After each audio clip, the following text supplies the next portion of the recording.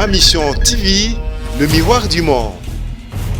Oyo aboyaka koyokela biso tango toyebisa cour d'appel que Mike Mukebai au regard ya règlement intérieur na bango asia zongisi ba immunité na au règlement intérieur na bango article 118 une justice acquise pour des personnes fortes pour ça Kabila sika oyo balingi bazomboka en otage yango tolobiawa si c'est pas une justice à double vitesse, c'est pas une justice à la solde de puissants et de forts.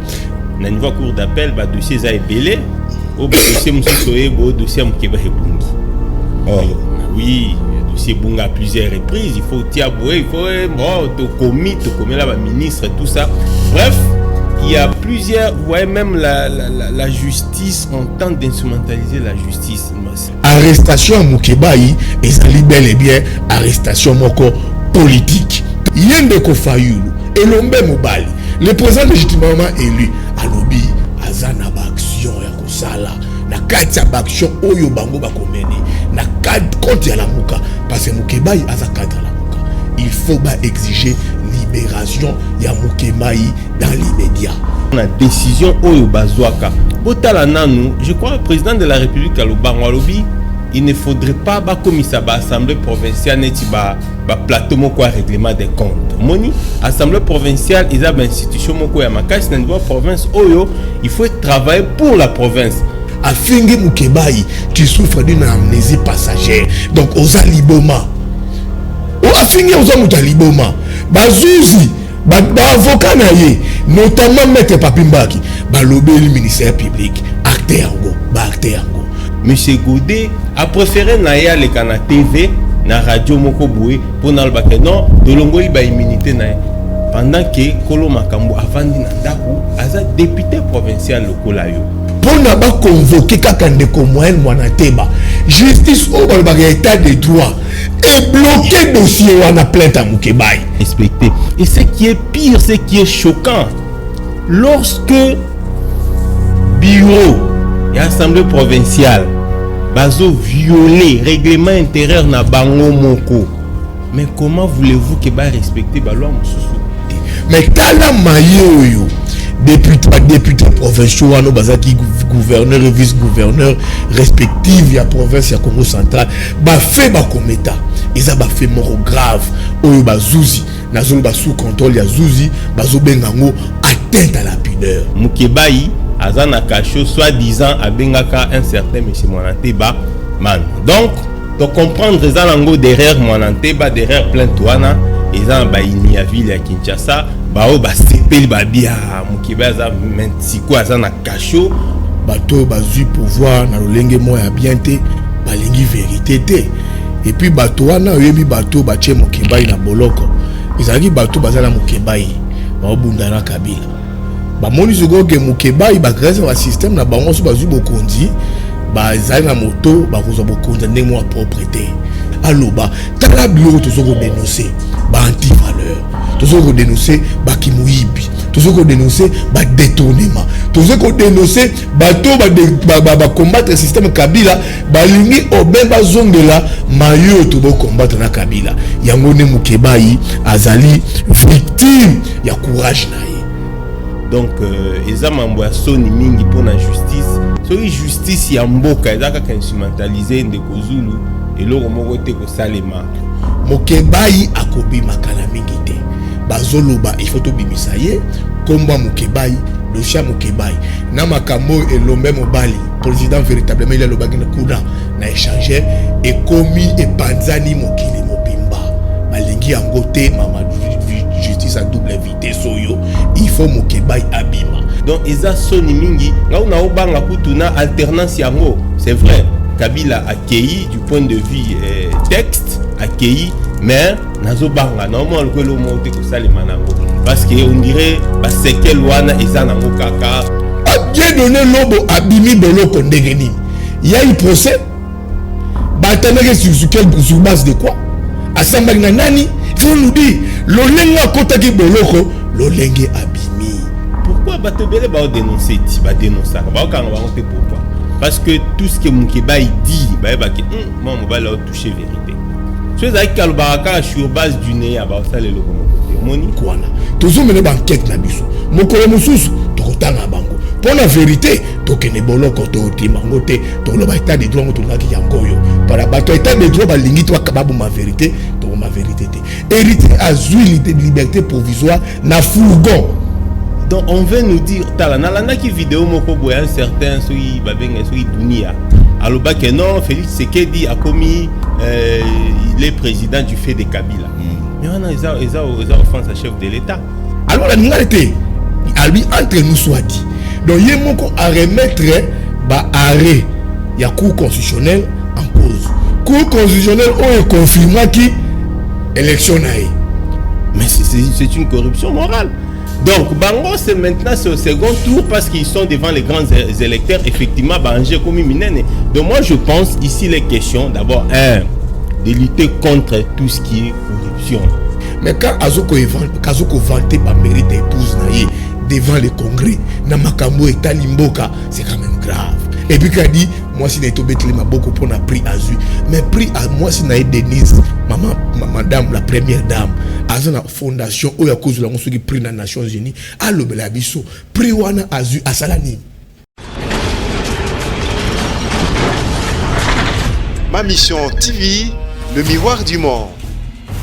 Bandeko batali mbote bipai biso bozuli baku ya kulanda biso tokomi na tango ya sembo ndenge tolobaka yoko sema emission lisolo sema emission makanisi sembo emission pito betaka ntoto na etutu na o etali politique pe masolo masusu matali kita ekolo mbote na bino bipai biso bozuli baku ya kulanda biso bandeko batali merci na bino pona fidélité pe confiance oyo bozanango na émission sembo merci na équipe technique merci na bino baso na ebike boza ebele bozolanda biso na ba etando na bino ike lelo bandeko batali tokobeta politique bien sûr lelo tokosolola na partie actualité émission za na ba habité mi balé à partie eteni actualité tokosolola discours ya chef de l'État devant le Parlement réuni en congrès toko beta ntoto na tout solo la retour ya Martin Failou Madidi et puis budget ya Gentini Ngobila déclaré recevable na niveau ya assemblée provinciale ya Kinshasa wana partie actualité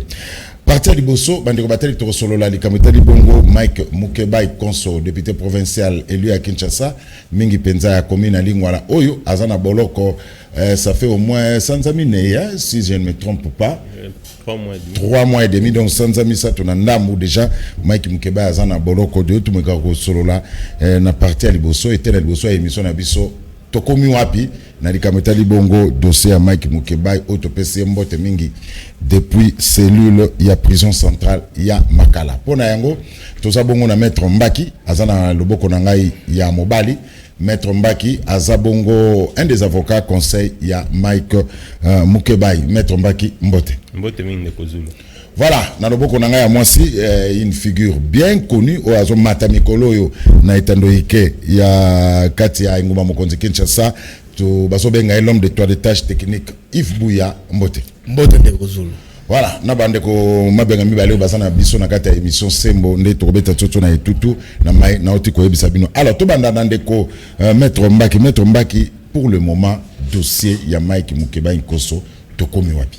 Merci beaucoup ndeko Zulu dossier ya Mike Mukeba à ce jour toza niveau ya cour de cassation tokende ki contre décision oyo mabe décision ya monguna oyo cour d'appel à Zwaka oyo aboyaka koyokela biso tango toyebisa cour d'appel que Mike Mukeba au regard ya règlement intérieur na bango asia zongisi ba immunité na donc au règlement intérieur na bango article 118 et lingi lelo ke lokola salaka recours lokola bureau et assemblée provinciale et répondate assemblée provinciale oya monsieur Godin Poya dirigeaka yango et cour d'appel ayokela kabisote yango to kendeki en appel devant la cour de cassation et devant la cour de cassation tozakuna en tout cas ils kende bien d'ailleurs to kosenga liberté provisoire bon boyebi que Mike Mukeba azawana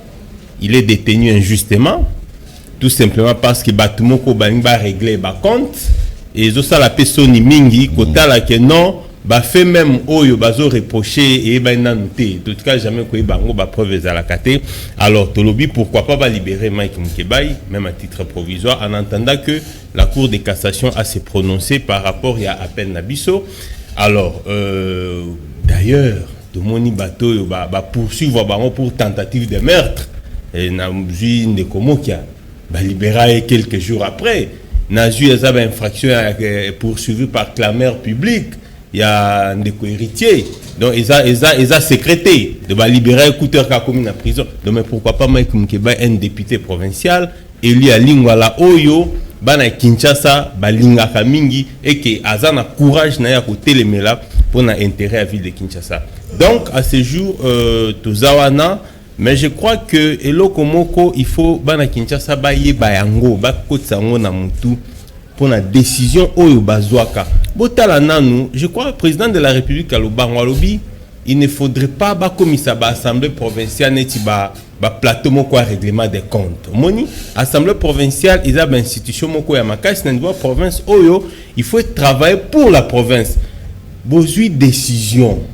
Bo longoli ba immunité à mutu. Eza lokola bo longoli mutu na ndako sans ko yebisa yeke so longola na ndako.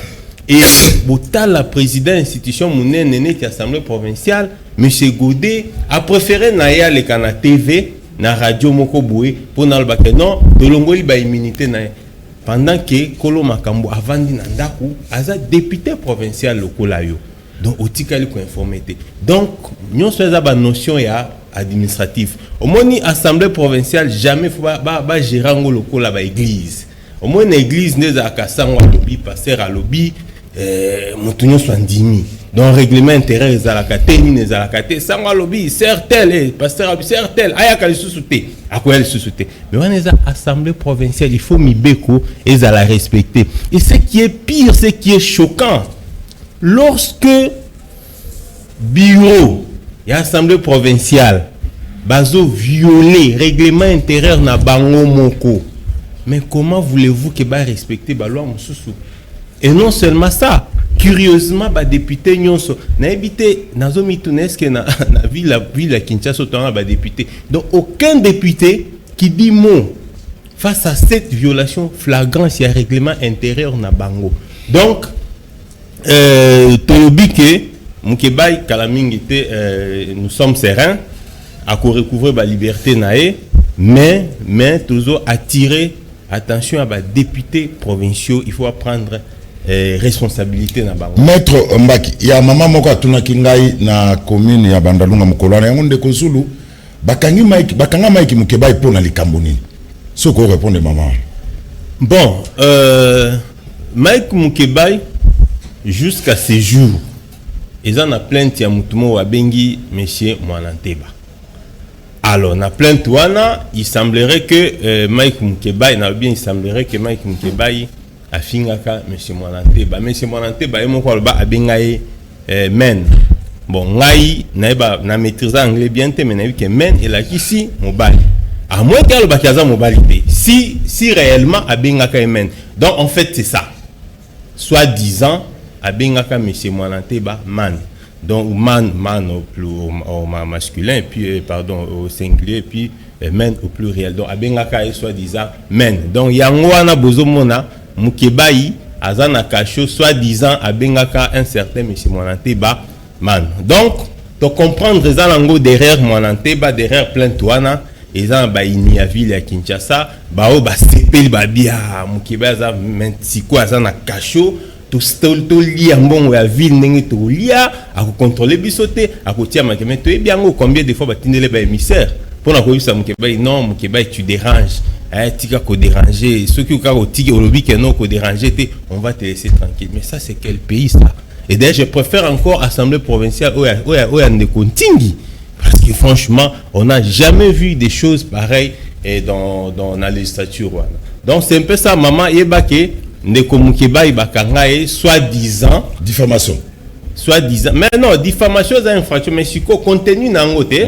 là contenu nangoti soi-disant abenga un certain Mwananteba Mobali donc soi-disant abenga Mobali donc c'est un peu ça voilà maman nabanzi ozui et ano Mais problème en avant qu'il n'est pas Yves Bouya. Problème en paye à cour à cassation. Ils ont là, maître Mbaki. Bon, c'est vrai que la justice a ses caprices du point de vue procédural, ce qui est aussi normal, mais toujours évoluer petit à petit. Je crois que d'ici là, les choses en tout cas évoluent à la bien. Voilà. Yves Bouya, Mike Mukebai na prison. Problème na cour à cassation ezako oumela diffamation ndenge maître Mbaki autoroba ezali po abengaki Daniel Monanteba, mais jusque là on ne comprend absolument rien sur le dossier à Mike Mukebai. Mais tout le monde a ebelé au bazo bomabatu au bazo ibambong à l'état bazo courir na bango nani banzela minene ya Kinshasa, mais Mike Mukebai lelo azana na prison centrale ya Makala.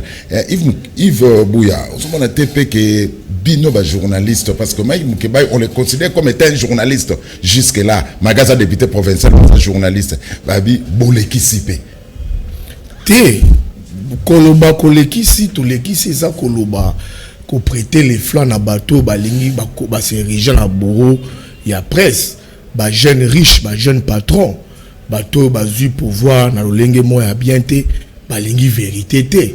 Et puis bateau wana yebi bateau ba che Mukebai na boloko ezaki bateau bazala Mukebai ba bundana Kabila ba moni zugo ke Mukebai ba grâce au système na bango so bazu bokonzi ba zali na moto ba kozo bokonza ndenge mo propriété bazu bokonzi ba lengi ba poursuivre na maye oyo système Kabila bo sala Mukebai a lobby Mukebai non bokonzi ya solo bokonzi ya peuple bokonzi ya changement etambola la lolenge yote Mukebai azui a dénoncé ba fait ebelé et bana na présidence ti na institution oyo azalaki élu oyo bana mlingwala ba pesi mandat suite à ba dénonciation Mukebai. Écoutez problème ba lobby Mukebai dérange, il faut ba kangsa Mukebai monoko na personne ndakisa moko tala mayo ça na l'Assemblée provinciale ya Congo central. PGR a commis réquisitoire à l'obéli ba député provinciaux a commis matusila bo pesa ngai a tout matubwana na kolisi ne soki Justin Louembana pona ba fait grave ba commettre o bazuzi bazolo ba atteinte à la pudeur et bien loko yo bureau assemblée provinciale et ça les députés provinciaux ba protéger d'abord collègue na bango na kombo au nom ba bengaka ya solidarité parlementaire ba député Congo centralité toko livrer député provincial là-bas toko livrer des collègues na biso bongoté ba s'opposer na réquisitoire ya procureur général des publics président et assemblée provinciale docteur Matusila a pris acte à commettre PGR à l'obéli bango ba député toko livrer collègue boité mais tala mayo député provinciaux ano bazaki gouverneur et vice-gouverneur respectifs ya province ya Congo central ba fait ba kometa ils ont fait mort grave oyo bazuzi na zolo ba sous contrôle ya zuzi bazo bengango atteinte à la pudeur ba fait ba commettre on peut comprendre ba faire Mukebai azura courage démocratique oyo constitution ezope ça le ko la parlementaire le ko la élu à peuple monsieur mandat à dénoncer seule place où il faut dénoncer ils ont ben un hémicycle. Ils ont bien un hémicycle. Ce qui Mukebai a montré que hémicycle wana bazoko yoka été. Il faut qu'il y ait des places où la population et pesier mandat à l'oba. Tala bureau tout ce qu'on dénoncer, ba anti-valeur. Tout ce qu'on dénoncer, ba kimouibi. Tout ce qu'on dénoncer, ba détournement. Tout ce qu'on dénoncer, ba combattre le système Kabila, ba lingi obemba zongela, mayo to bo combattre na Kabila. Yangone Mukebai azali victime ya courage na ye. Ngai justice oyo net mettre à lobby na lingi na ngati na kota na ba profondeur net ba mettre à lobby awa to tikeli bato ya bazuzi bato mayele lola papi mbaki procédure judiciaire mais biso to zolo ba eteke arrestation Mukebai ezali bel et bien arrestation moko politique.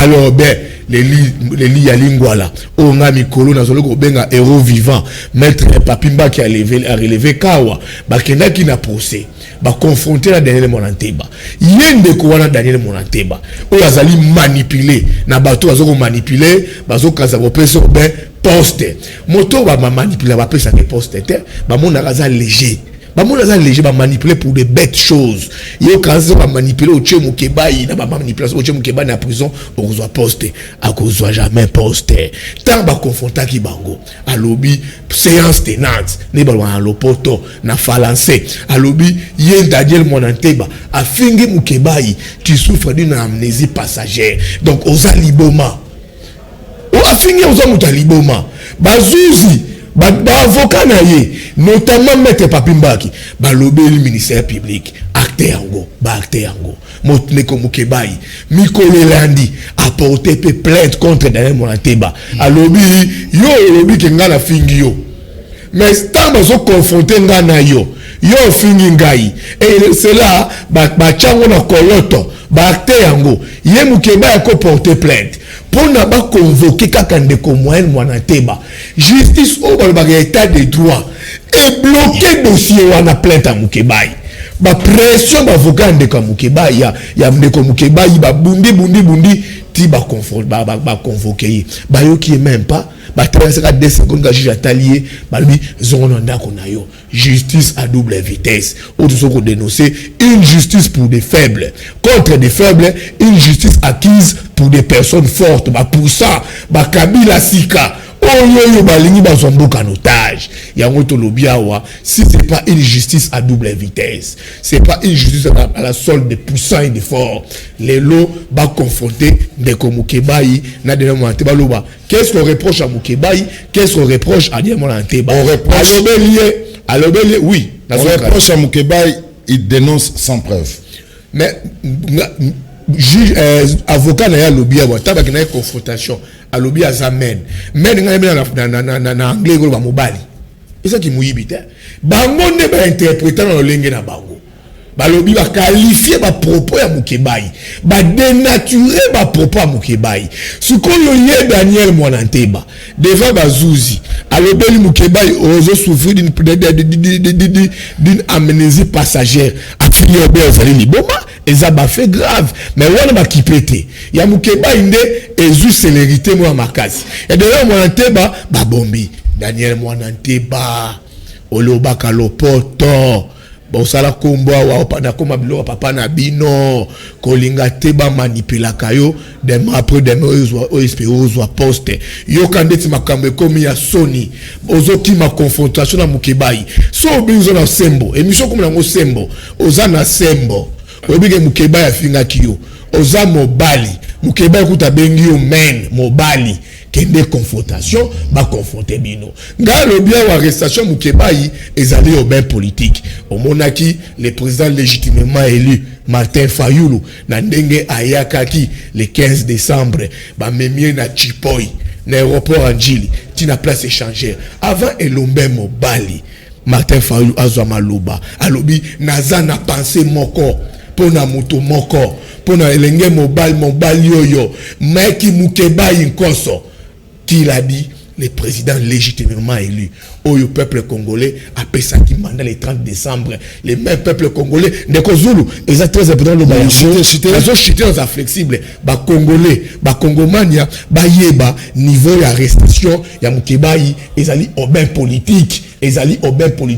il faut trouver une solution et l'homme mobile à lobby botala il faut militer pour la libération na ye libération de Mukebai il faut abimana boloko alobi arrestation Mukebai et commis patate chaude parce que le dossier est vide yende ko Fayulu et l'ombe mobali le président légitimement élu alobi azana ba action ya kosala na kati ya ba action oyo bango ba komene na cadre contre ya la muka parce que Mukebai aza cadre la muka il faut ba exiger libération ya Mukebai dans l'immédiat. Donc, net procès, dossier est bloqué sur le plan judiciaire.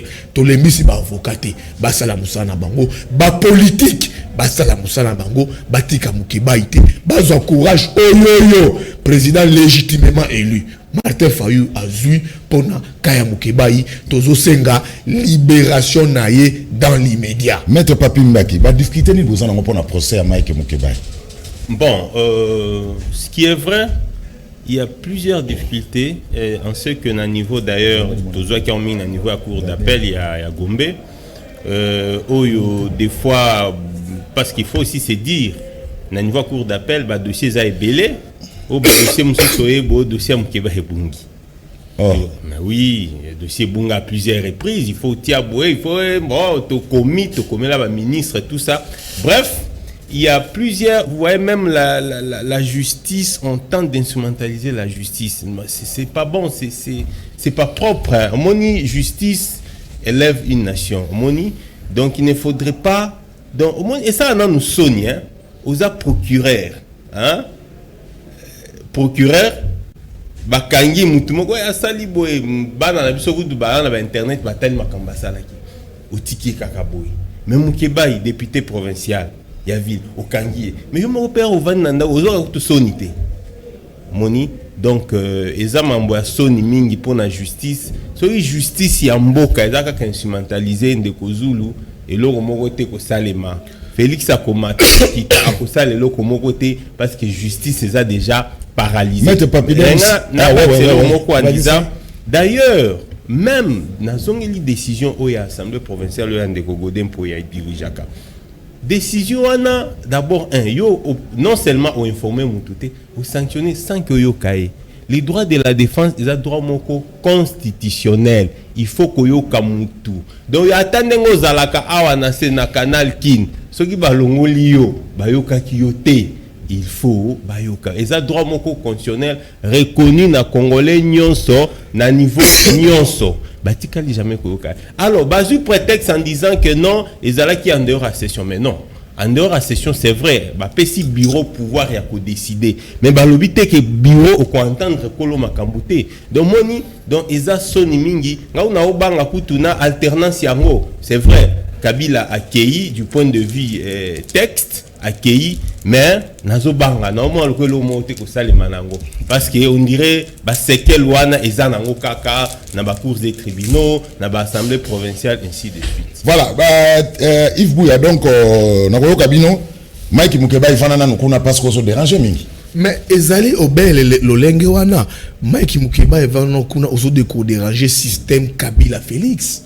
Ils allaient obéir ngwana et puis na kati wana moto ba utiliser pour na jouer rôle wana comme naye Daniel Monanteba ngai ba information na ngai ba câble na ngai ba source na ngai ba lobeli ngai a comment conseiller politique na ministère la média et pas ministre Jolino Makelele o azali muta UNC au moni place makambe outi place makambe ba boutique yango ba izola ba yebi couleur politique ya Jolino Makelele aza muta UNC ba yebi Daniel Monanteba aza pire petit caméra nga naza journaliste naza informé na monara bango batambola na vital basamaka na bango aza petit na ye tu vois comment est-ce que les choses ont été boutiquées bien planifiées tozongi makambe tout lire tout ça la soki background ndi na jargon na biso journalistique Mike Mukeba vanda kuna ozoko déranger biso mais tala makambo isalama obé pa héritier moi la mobile ya musicien asali bo joba assurer image ya femme congolaise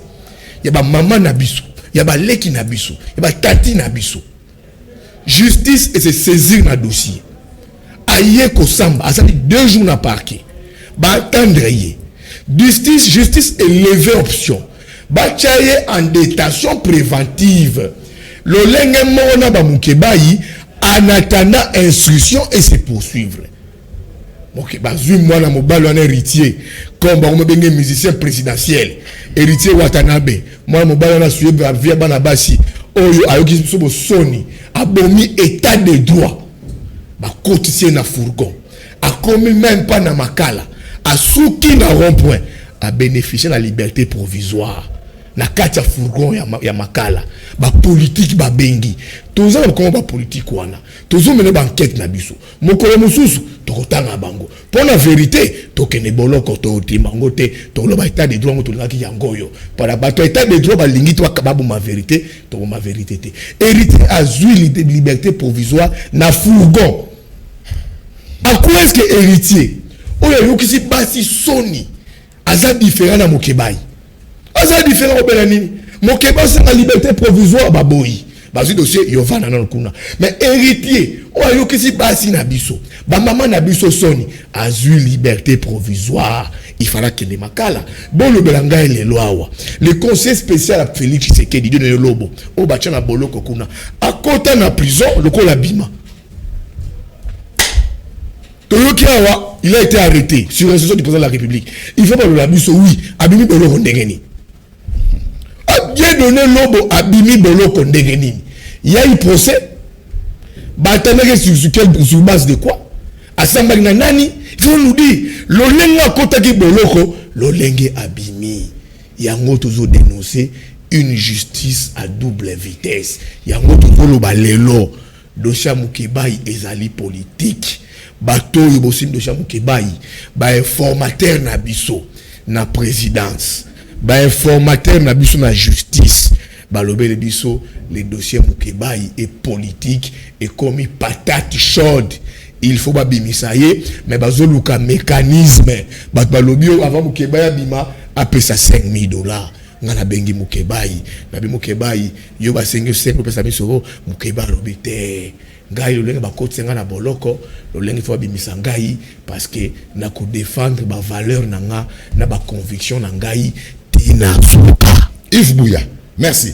Alors maître Papi pour tout ça dossier il y a Mike Mukebai. Est-ce que ba électeur ya Mike Mukebai ya commune lingwa ba espérer nini? Non seulement ba espérer que Mukebai akobima mais ba la fière na député na bango. Oui, Nganebi Mukebai depuis très longtemps. Je crois que c'est une histoire de très longue date. C'est quelqu'un de conviction. Dans mon Mukebai, il y a $50,000 au préféré avant d'année. Pourquoi Batebele va dénoncer? Pourquoi? Parce que tout ce que Mukebai dit, moi, je vais toucher vérité. Si vous avez sur base du nez, ça les locomotives. Donc, vous avez la fière, vous avez député Moko ya bien. Et heureusement que place à Zakuna, moral les anangos likolo et que akobima nae donc akobima problème mon côté zanango pose à la calme tozo bunda na niveau justice bon biso to en confiance à justice et tout ça msala na biso mais on sait que ça ira espérons le col à Félix Tshisekedi président de la République alobaki que année 2020 eza année pour la justice pour tous aux à la politiciens aux politiciens aux à la opposition donc justice pour la montagne. Donc voilà to expérimenter en il faut tout déjà expérimenter en pour déjà discours na et tu koleka donc bah effet déjà il faut banda pour se produire et on verra ça bientôt là. Donc bana lingwala base à la calme bana Kinshasa base à la calme et honorable Mukebai kalamingité ako bimanaye Papi Mbaki alobi batebele ba garder espoir kalamingité Mukebai robima kaka Mukebai robima dans le bel lieu que dossier na comme patate chaude bato ba chaki na boloko na ndenga bo joba ba éviter comment est-ce que ba oxide makambo yo il faut ba éviter ba banango ndenge nini ndenge ba banaki yango ndenge ba oxide sango Mukebai akobi makala mingi te bazoloba il faut to bimisaye komba Mukebai dossier Mukebai na makambo elombe mobali président véritablement il a lobaki na kuna na échanger et commis et panzani mokili mobimba balingi yango te mama justice à double vitesse oyo il faut Mukebai abima lokola akotaki na boloko lokola ba obimisaye Mukebai a repesa $5,000 te a repesa ngote ayabi arrestation et on a zo blanco ba électeur na lingwala arrestation na eza injuste arbitraire lokola ba kotizaki kuna akobima na ndenge ya mobali sans problème donc eloko moko eko contraindre ba conviction na ye ezate donc ba lingwa la boza la kimia l'héros vivant Mike Mukebai Nkoso yenda comme héros vivant ba politique na biso banga ba héros te l'héros vivant c'est Mike Mukebai Nkoso tala net ba tchena boloko na pouvoir y état des droits c'est fait quoi ça dit quoi il fait peur comme il fait peur bolingi démocratie bozala nyamu te botika contradiction ezalaka bato lokaba mukebai bazalaka libanda pona bonne marche ya démocratie soki botie mutu lokola mukebai na kati ya boloko c'est que bolingi démocratie na kati ya mboka ete. Il y a une différence entre injure et dénonciation. Mais place parce que belebe balobi ke mukebai azaki na injure facile. Mais bon le blanga placé mais eloko yo Daniel Monanteba eloko Daniel Monanteba asali na parquet kuna yenda finga kids tu souffres d'une amnésie passagère donc aux mots qui le bon maillé est mozongi normal on peut un moto un jour yangwanat le belanga place ni mukebai afingi bon belanga place mukebai afingi maître Limboliawa alobi men beto tanga un peu anglais na classe so babi men mobali babi women mona mwasi babi girl fille babi boy garçon moi anglais to tanga to ko bango le so sauter biso to tanga classe ndenge mo bien et comment ça va tout jalousie hein beto tanga classe ndenge mo bien et ça va tout jalousie voilà mais de papi peut aussi ça dossier na dit que Mukeba au lieu de dénoncer il passait son temps à injurer. Mais attends nani follow baké qui doit dire que Mututel a injuré qui? C'est la justice. Mukebai a présumé innocent. Au moins, Congo oyo. Donc, on veut nous dire, talana qui vidéo moko boya un certain soyi babeng soyi dunia. Aloba que non, Félix Sekedi a commis, il est président du fait de Kabila. Mais on a offense à chef de l'État. Basaleni. Waneza est l'autre côté. Mais c'est une infraction. Il faut la poursuivre. Donc il ne faudrait pas que infractions à la pona et longitel, infractions à la tepona mututel. Omoni. Donc, ce qui bolobi que Mukebai a commis une injure facile. Mais bien bon, il faut prouver ça. Il ne faudrait pas venir en la justice pour raconter des histoires. Oyeboé, n'a pas ce exemple moko to commis devant magistrat. Hein, t'as la justice en moko commis devant magistrat. Magistrat na ye moko azo bisabiso mbala liboso pe kutunata la ba preuve on atala on anoté magistrat de bisabiso bon on justice non donc après on a évité donc yé a formula qui réquisitoire na e pour na ba lever ba immunité sur base de quoi magistrat e bisabiso boy devant Mukebai devant plaignant on ngai pe mbala liboso natala tozotala ba preuve on soit disant ya yaka nango et suspension ezo kanate donc vous voulez dire qu'il faut seulement dire que Mukebai a fingaki et puis bandi mango boy. Non, c'est pas ça. Voilà, merci Maître Papimbaki. Tout ceci, première partie. Voilà, espérons que notre Outikoloba, Mukebai sera libéré. Alors, deuxième partie, actualité. Chef de l'État, Félix Antoine Tshilombo Tshisekedi Asalaki, discours il y a sur l'état de la nation devant le Parlement réuni en congrès. Ezalaki Bongo vendredi passé na Palais du Peuple. Alors, Serge Makoso, tous Bilili, il y a Félix Antoine Tshilombo Tshisekedi devant le Parlement réuni à Congrès. Na Bilili, bon, bah, peut-être que c'est ça, bah, on a besoin d'un journal à Lingala, Ngonga Ebeti. Si ma collègue ça 10 mois après 20 jours na tête de la République démocratique du Congo, Félix Antoine Tshisekedi a salaki discours sur l'état de la nation pendant 2h45. Wapi a lobelaki makambo ebele oyo ezali kobebisa etamboli matamo ya ekolo. Likambo ya insécurité na est, likambo ya gratuité en base, likambo ya instabilité na ba province, pauvreté, économie topenkita, corruption, likambo ya élection locale. Pona kotanga kaka wana na oyo etali gratuité enseignement de base. Félix Antoine Tshisekedi Tshilombo alaki kotonga 10 000 salles de classe na 2020. Pona corruption atalisi ete ayebi réseau ya moyibi oyo ezwaka mbongo ya leta pe akani kokanga yango na point wana akoyoka mawate. Pona insécurité na est tata mokonzi ya ekolo azali déterminé pona kokotisa kimia na ngambo oyo ya Congo démocratique pambate baimboka bazali kokufa mingi. Félix Antoine Tshisekedi Tshilombo a sengi na ba député baluka kosilisa na lombango likambo ya double nationalité. Pona ba élection locale, Félix Antoine Tshisekedi Tshilombo atalisi ete esengeli esalema na 2020. Kasi avant esalema esengeli koyokana lolenge nini ya ko changer bato oyo bazali ko kambana niveau local. Tata mokonzi atalisi ete esengeli kaka te kotala maye oyo ezali na se ya mabele, esengeli pe kotala oyo ezali na mabele tulobi likambo ya bilanga.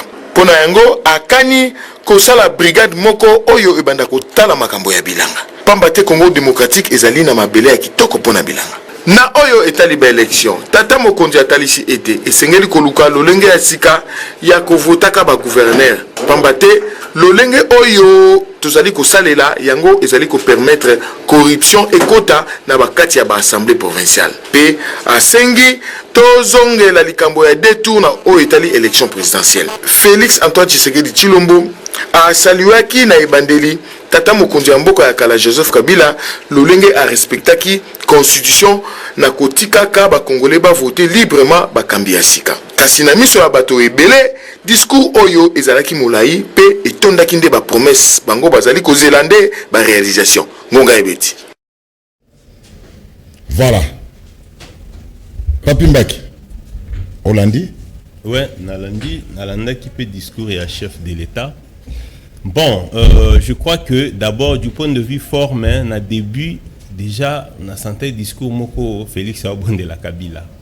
Moni photo consolidée, coalition nabiso. Donc, c'est une phrase moko ya bongo ya bienté.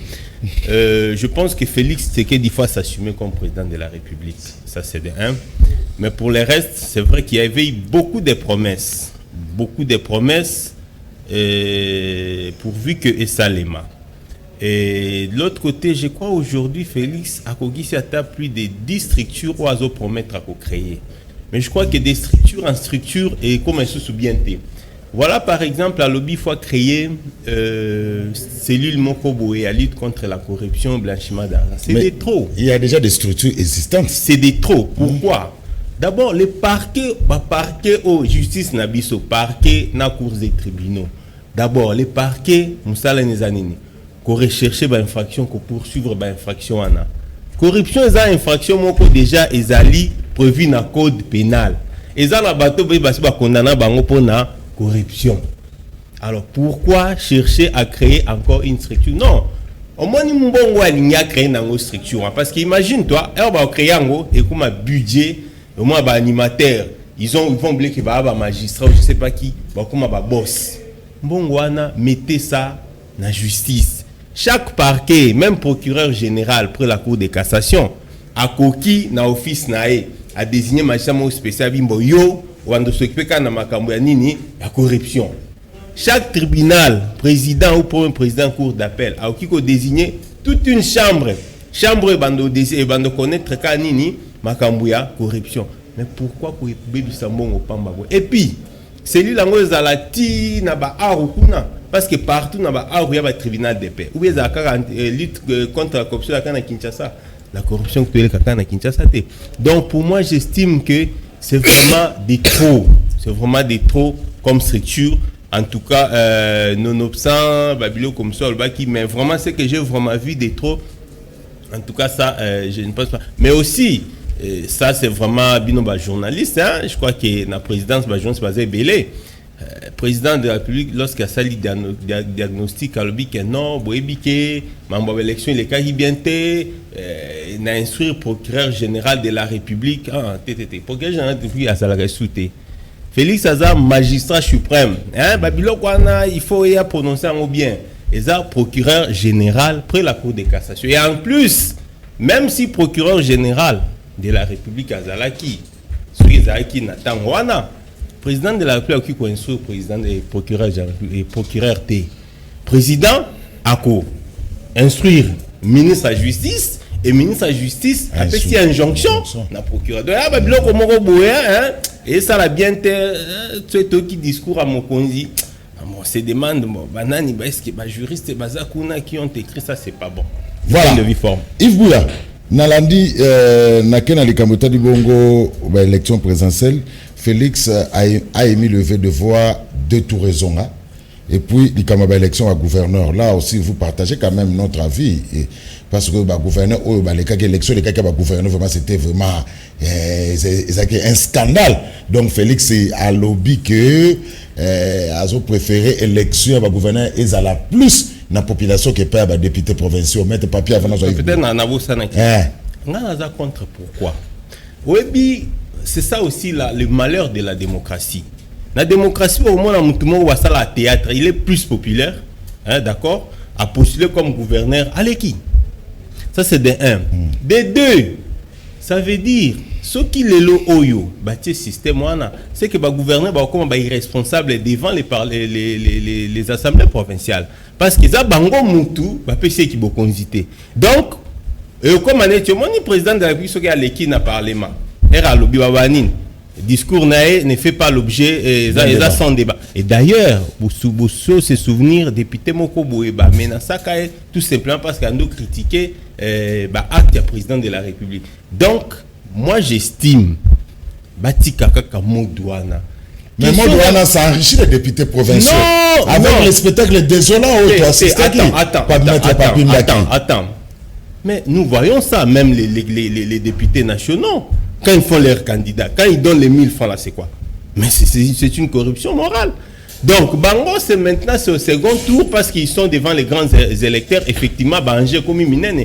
Donc, moi, je pense ici les questions, d'abord, de lutter contre tout ce qui est corruption.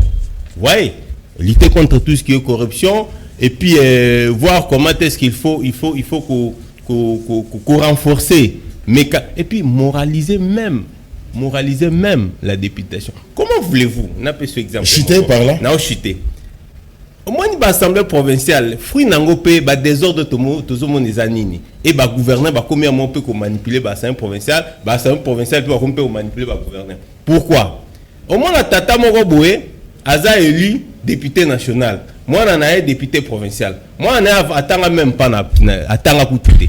Il y a une députation nationale, moi, on a commis député provincial, et Tata m'a commis que dicter moi. Donc, tout ça, ce sont des choses oyo, et ça parmi le dysfonctionnement au Tozomona, à niveau il y a l'Assemblée provinciale. Voilà, Yves Bouya, problème de nationalité, Félix l'a évoqué, problème il y a raison, on a des tours, problème il y a le gouverneur, il y a élu par la population. Gaï na discours, il y a un déco Félix Tshisekedi. Na ba point où nazali ko ne ba na français ko épouser comme à lobby ezo kota na cadre ba réforme oyo la muka ezo exiger il faut tout na ba réforme la moni quand même yé de ko Tshisekedi à comprendre qu'il faut tout na ba réforme tout le monde de 1 à 2 tours ils a réforme to lingi yango tout ça d'accord élection ba gouverneur na babiloko ba député provinciaux ba salaka je pense que il faut tout ça appeler réforme là-dessus parce que d'une part ba député provinciaux na biso yo ba commu ça ba motion contre ba gouverneur ba comme ça ba assemblée provinciale ba cop ba comme ça on ba cop il faut tout ba réforme mais ba réforme moi na ndeko Tshisekedi asuka kaka wana ti il faut élargir le champ ba réforme moi na il faut qu'il y ait na cour constitutionnelle il faut que petit na CENI ndeti plan de sortie de crise de la mouka ils ont exigé une réforme. Pourquoi tu as la cour constitutionnelle? Il y a un de Tshisekedi à lobby à remettre qui en cause dans le discours naïe barré la cour constitutionnelle. Lui-même à remettre qui barré dans le discours naïe. Il a dit entre nous soit dit. Alors la nalité entre nous soit dit. Donc il y a un à remettre arrêt la cour constitutionnelle en cause. Cour constitutionnelle on confirme qui élection naïe. Lui-même à remettre en cause. Au lieu de il faut mettre à l'oubli, mettre il faut instruire le ministre de la Justice pour la procureure générale pour la Cour de cassation, amener l'enquête à Yeba. Qu'est-ce qui a poussé le Cour constitutionnelle à favoriser forfaiture au sommet de l'État? C'est déjà une forfaiture. Ce qui pour la République devant le Congrès, à remettre en cause barré à cour constitutionnelle, c'est quand même grave. Bisous tout le monde qui barré à cour constitutionnelle avait fait appel à la clameur publique, n'a pas élection, il y a pas députés nationaux, il y a pas sénateurs Moussoussoua, il y a un monde qui sur séance, il y a pas reprendre pas députés sénateurs sous bas siéger. Mais président de la République, il est mort à 8 parole à congrès à reconnaître. Il dit entre nous soit dit. Donc, tout ça c'est une enquête, il faut que le justice et le Belabiso qui est le vrai gagnant des élections. Surtout comme le niveau là, tu sais pas si, donc une élection anticipée, Ndeko Tshisekedi a prouvé biso réellement si il a été le vrai gagnant des élections, s'il a réussi seulement si Azan la légitimité à peuple. Parce que tout le monde n'a payé le rôle à Grande-Bretagne, à Londres, tout le monde premier ministre remplaçant. Il y a Theresa May. Boris Johnson azui pour na ba anglais ba longwa na Union européenne ba benga Brexit à soumettre yango na souverain premier que le peuple qui a décidé ba bito boyango. Ils sont partis à des élections anticipées. C'est un exemple. Fait qu'ils ont pas prouver les lots, légitimité naïe. Oh, yemoko à remettre en cause. Na discours naïe devant le Congrès, à prouver qu'ils à font l'enquête pour que la vérité soit dite sur la vérité des urnes. Oh, les lots, la mouka, et celui qu'on exigé. Naza d'accord naïe, na discours naïe, tant azoko opprimé banamboka. Oh, il va porter voix à Congo libala ba frontière. Mon amboka Denis Mukwege, to remettre en cause faire valoir il y a moi l'amboka Denis Mukwege a remporté prix Nobel to remettre en cause tes expertises. Il y a docteur Mouyembe au moins au Japon, japonais scientifique, il a fêté un Congolais, c'est là il faut tout applaudir. Mais quand Azoko vanté mérite épouse naïe devant le Congrès, na makambo et talimboka, c'est quand même grave. Et puis quand il dit moi si n'ai pas ma beaucoup pour na prix Azu, mais prix à moi si n'ai Denise, madame la première dame, à la fondation où il y a cause de la qui prix dans les Nations Unies, à l'obélabiso, prix wana Azu à Salani. Pour nous ceux qui championne en lutte contre les violences sexuelles. À Salinini, na ONG nae, ceux qui DNT. Je ne veux pas la première dame. Mais il faut le biso en 9 mois. En cause de championne en lutte contre les violences sexuelles. On n'a jamais vu sur le terrain en matière de lutte contre les violences. On n'en a jamais vu. À ce domaine, encore dit un peu, il fallait attribuer en haut, et bien madame Janine Mabunda. Là, je l'ai accepté. Mais maman Denise Miekiro en 9 mois. Et là, on a dit, mais je ne sais pas pourquoi tu sais qu'il dit, à reconnaître que gratuité n'a pas faille. Quand on a dit gratuité, on a dit patoge, il y a moi lobby en gros. Il faut plus donner des infrastructures dans l'établissement public. Il faut mécaniser les enseignants. Il faut mettre la remise à niveau des enseignants. Toujours,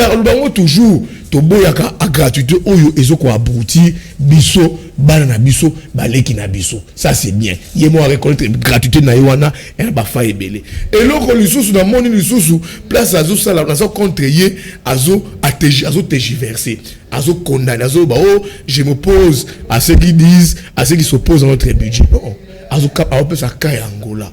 L'Angola a travaillé pendant des années. Le budget de l'Angola, c'est 30 milliards. Le Lomoni rapport, il y a FMI. Le FMI s'inquiète. Le FMI c'est budget 10 milliards.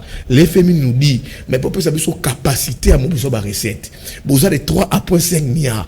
Beaucoup à 10 milliards d'euros. Le FMI s'inquiète. Il dit, non, je suis contre. Mais le local, le Tongo, FMI débloqué. Il a fait 368 millions de dollars pour une mesure d'urgence pour le gouvernement congolais. Donc, le gouvernement de la République, où il y a renouer un programme formel à FMI, nous allons mener des discussions parce que lui il veut cela. Donc on y va faire. Quand il dit encore la corruption va chuter, à l'époque de la corruption, il y a une tâche d'où ils ont collé Félix Tshisekedi a fait 15 millions. Encore le Makamou, je serai intraitable. Non. Il faut le Belabiso devant le Congrès, comme il y a papa Boboto. À ça, pas transparence, aligner état des droits. À l'Obelabiso, où ensemble, nous allons faire 15 millions. Il veut lutter contre la corruption. Il veut renouer un contrat dans l'institution à Bretton Woods. On va aller la corruption. Mais ça, le Comoro est là, il a 15 millions. À l'Obelabiso, mais où ensemble, nous, PG, ceux qui procurent un peu la concession. Oh, comme si 15 millions de dollars, dossier national Kachali Benga. À commission, à Bika, presque le batté. Et comme il copie, non. Et ils ont la phase morale pré-juridictionnelle. L'Obelabiso, procureur roi général, l'Obelabiso après la cour de cassation, ou ensemble. Merci. Il veut créer un fonds. La monnaie s'appelle mettre à condamner Yango à renforcer capacité à justice. Bafon wana ezabilo comme merci d'amebiso. En effet, on a conclu Ndeko Tshisekedi à ce discours moro fleuve kilométrique, non chronométré. À base du discours, on a pour bataille d'épaisse. Au moment où Augustin Kabouya, à qui n'est pas déjà discours, à ce discours, on a caché, déjà discours, Congolais à Kiseso, Congolais Maluku, Congolais Bandal, il y a 4 districts, il y a 26 provinces, bah c'est retrouvé au nullement la ça n'engage que Yves totalité. En gros, c'était que des chapelets, de très bons intentions. Merci. Alors, toujours l'image à Souka retour, il y a Martin Faïlou. Serge Makos. Moko ya leader ya coalition politique Lamuka Martin Fayulu Madidi akomaki Kinshasa mokolo ya dimanche 15 décembre 2019 na nzela ya aéroport ya Njili. Simana ye kosala tournée molai héros américaine. 13h30 heure de Kinshasa, Martin Fayulu anyataki mabele ya bakoko na ye koloba bongo Kinshasa. Wapi autaki mikili ya poto. Ayambamaki epa ya coordonnateur en exercice ya coalition Lamuka Adolphe Muzito, pe secrétaire général ya mouvement de libération du Congo honorable F Bazaïba Massoudi oyo a représentaki Jean-Pierre Bemba Gombo moko ya leader ya Lamuka. Simana yango Martin Fayulu Madidi abimaki libanda aéroport esika nini etuluku ya bato bazaye kozela komona lisusu candidat président de la République na bango oyo bamemaka na mapeka na élection ya 30 décembre 2018. Awa ba militant ya ba parti politique ya Lamuka bamemaki Martin Fayulu Madidi na Chipoyi makolo na banzembo na monoko kobanda aéroport Kingasani ya suka Masina Njili kino koko malimete na place échangère esika wapi Martin Fayulu Madidi asalaki meeting. Na bokomi na bango na place échangère Martin Fayulu azwaki maloba wapi atalisaki bango vision politique ya coalition Lamuka pe makanisi nini azali na yango po na sortie ya crise na ekolo Congo démocratique. Boyoka ye ndenge abetsaki ngonga. Na yeli bino eloko moko oyo na soroli na baninga ya libanda bakongole bazali kosala mosala monene bandeko bazali kuna babokechu na banani batile bino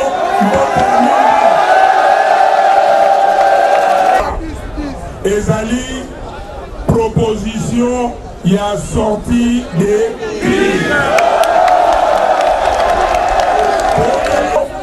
tosoroli yango boyebi yango na yoki baninga ya Lamuka baleki nzinga masololi na bino malimboleli bino yango eza boye te eske bondimi yango yango wana na mikolo ezali koya bandeko na ngai moto akosa bino te ngonga ye nazali na pense moko pense wana ezali mpona ndeko na biso Mike Mukebai banguna bato ya mitema mabe batie na boloko na makala mpona makambo ezanga ntina bandeko na ngai na baaction tokosala il faut totia yango mpe tokoma Mike Mukebai abima na boloko.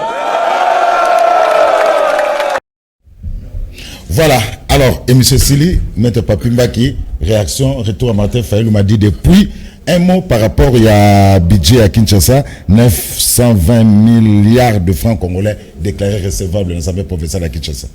Bon, ce qui est vrai, il faut se dire, au moins, il y a peuple congolais, hein, la nostalgie à tout ce qui s'est passé dans l'élection. Ce qui fait que il ne faudrait pas penser que Martin Fayulu a un motonae. Et je crois que c'est parti. Et surtout qu'à partir du moment où il n'y aura pas un bon changement, en tout cas, dites-vous qu'il ne faut pas vous entendre voir Martin Fayulu assis là. Donc c'est bon, coup de chapeau, Kouloutou Fayulu. Donc c'est bien, tu as encore ta base à toi.